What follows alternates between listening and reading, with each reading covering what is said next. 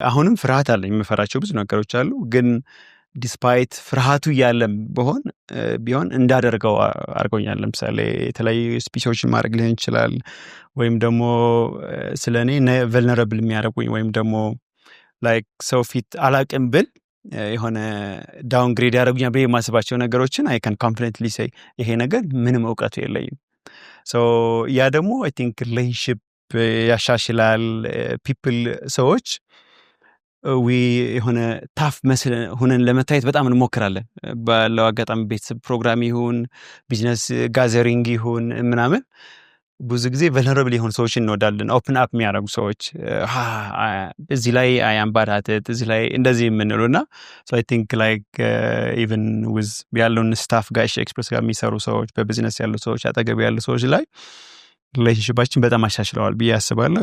ብዙ ነገሮች ደፍሬ እንዳደርግ አድርገውኛል ብዬ አስባለሁ። ሰላም፣ እንዴት ናችሁ? በግሬትነስ ስኩል ስር የሚሰጡ የተለያዩ ትምህርቶችን መረጃዎች ለማግኘት greatnesschool.com ላይ ብትሄዱ ሙሉ መረጃውን ታገኛላችሁ። ስልክ ቁጥራችንን እናስቀምጣለን። ተጨማሪ መረጃ ስትፈልጉ ደውሉልን።